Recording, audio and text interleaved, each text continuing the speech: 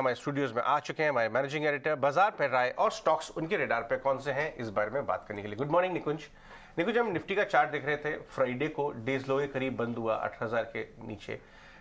आप इस समय बाजार का जो सेटअप है और डेटा पॉइंट्स हैं, कहाँ पे आपकी नजर है?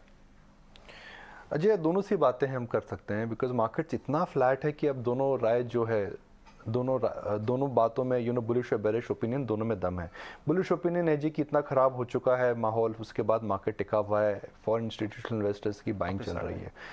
मगर मार्केट के अंदर जो हम सोच रहे थे एक प्रकार का ब्रेकआउट देखने को मिला था, इतनी बड़ी बाइंग के बाद भी वह नहीं देखने को मिला है।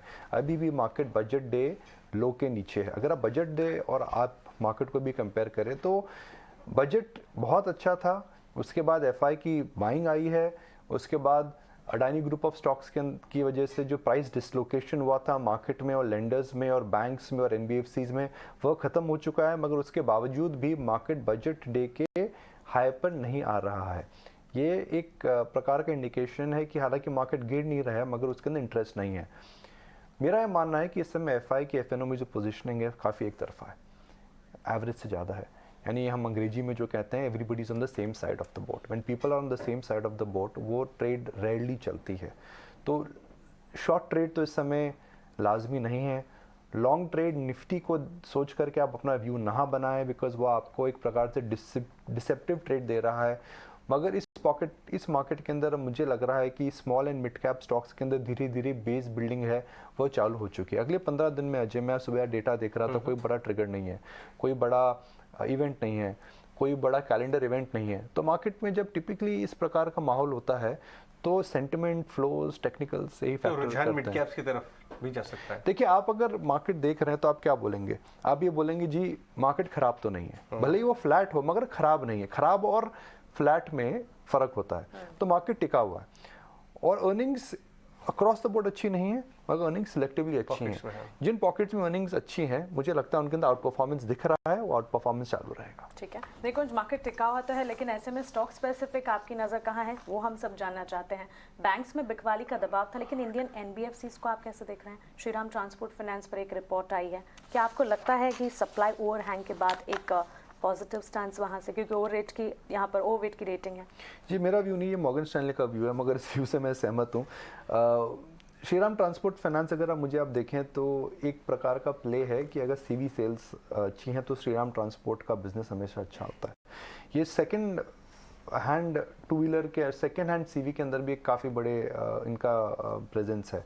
तो टिपिकली जब साइकिल चालू होती है तो नई गाड़ी बिकती हैं और फिर सेकंड हैंड के अंदर भी हम देखते हैं कि एक प्रकार का डिमांड ट्रेंड आता है, क्योंकि इंटरेस्ट रेट्स इस समय बढ़ चुकी हैं तो सेकंड हैंड सीवी जो है वो ज़्यादा बिकने वाली हैं। सेकंड, इसके अंदर सप्लाई का इशू है, तो टेक्निकल फैक्टर्स मेरे हिसाब से इस समय ज़्यादा हैं। इस स्टॉक पे अगर आप नज़र डालते हैं तो मेरे हिसाब से इसके अंदर शॉर्ट टर्म में कोई ट्रिगर नहीं आएगा, मगर मॉर्गन स्टैनली का मानना है कि मीडियम टर्म के लिए इस समय एक अच्छी वैल्यू जोन में है। तो आप इस स्टॉक को लेकर के अगर 3 से 6 महीने का सब्र रख सकते हैं, वॉलेटिलिटी 5 से 15% की बर्दाश्त कर सकते हैं और आप एक 15 से 20% का रिटर्न अगर चाहते हैं अगले 6 महीने में मिल जाए तो मुझे लगता है स्टॉक में मिल सकता है। लेकिन दूसरा स्टॉक जो आपके रेडार पे है वो है यूनाइटेड ब्रूरीज। एक तरफ वो मार्केट शेयर में काफ़ी चैलेंजेस कंपटीशन से फेस कर रहे थे और अब वहाँ पीपल मूवमेंट हुआ है टॉप लेवल पे। बाजार कैसे रीड करेगा उसको? इसके नंबर्स भी अच्छे नहीं आए थे। एक बात तो तय है कि इस समय आप किसी भी लिकर इंडस्ट्री के नंबर्स को आप देखिए, भले Radico, United Spirits, United Breweries, किसी के भी नंबर अच्छे नहीं आए हैं। हमेशा आश्चर्यचकित इस बात से हम होते हैं कि यूनाइटेड ब्रूरीज के अंदर अभी भी स्टेबल मैनेजमेंट क्यों नहीं है। पिछले 5 साल के अंदर काफ़ी इसमें चर्न्स हुए हैं, हालांकि जो कैटेगरी रिप्रेजेंट करता है उसके अंदर काफ़ी अच्छी ग्रोथ है, उस कैटेगरी के अंदर मार्केट लीडर हैं, मगर इनके पास मार्जिन और वॉल्यूम हमेशा वॉलेटाइल रहे हैं। तो मार्केट हमेशा इस बात से चिंतित होता है कि भाई अचानक सीईओ या सीएफओ या सीईओ क्यों जा रहा है, और यूनाइटेड ब्रूरीज में हमने देखा है कि यह काफ़ी बार हो चुका है। राइट। इनफैक्ट निकुंज, बात ये भी आ रही है यूनाइटेड ब्रूरीज में कि फॉरेन कंपनी की जो बियर ऑफरिंग्स हैं दुनिया देश भर में और माइक्रो ब्रूरीज, उन सब से मार्केट शेयर को भी काफ़ी इनको धक्का लगाया लास्ट 2-3 क्वार्टर्स में अगर देखा जाए तो। नंबर्स अच्छे नहीं थे, दिखाई दे रहा था वो। लेकिन इनफैक्ट निकुंज, क्विकली आपका टेक हम फार्मा पर भी जानना चाहेंगे, क्योंकि सिप्ला पर भी एक रिपोर्ट आई और सन फार्मा को लेकर कुछ न्यूज़ फ्लोज भी चल रहे हैं। फार्मा स्पेस पर इस वक्त किस तरह के सेंटिमेंट्स? ये फार्मा डिसअपॉइंटमेंट है मानसी। फार्मा के अंदर अगर आप देखें तो अगर कोई सेक्टर है जिसने कंटिन्यूसली पिछले 2 साल से डिसअपॉइंट करा है वह फार्मा है। कोविड के बाद इन स्टॉक्स की जो री रेटिंग हुई थी अब डी रेटिंग हो रही है, और डी रेटिंग के कारण है प्राइसिंग प्रेशर्स आ रहे हैं, जेनेरिक के अंदर जो डिमांड थी वह नहीं है। हालांकि हम बात कर रहे हैं कि वो कैपिटा हेल्थ केयर के अंदर स्पेंड बढ़ रहा है ग्लोबली और लोकली, मगर उसका जो पूरा का पूरा टेम्पलेट है वह शायद फार्मा कंपनीज के अंदर देखने को नहीं मिल रहा है। भले ही वह सन फार्मा हो या डॉक्टर रेड्डी हो, भले ही वो सिप्ला जैसी बड़ी कंपनी हो या फिर छोटी फार्मा कंपनीज हो जिन्होंने यूएस में जिनका यूएस में इस समय प्रेजेंस है। फार्मा के अंदर प्राइसिंग इस समय एक बड़ा इशू है, खास करके सिप्ला को लेकर के, क्योंकि पीतमपुरा ने को 8 ऑब्जर्वेशंस मिली हैं फॉर्म 83 के अंदर, फॉर्म 483 के अंदर। वह मुझे लगता है स्टॉक के लिए थोड़ा चैलेंजिंग हो सकता है, बिकॉज ये जो फैसिलिटी है ये सेकंड बिगेस्ट फैसिलिटी है, और फैसिलिटी से जो एडविवीर जो इनकी बड़ी ड्रग है जो यूएस जाने वाली है उसकी एक्सपेंशन पे फ़र्क पड़ सकता है।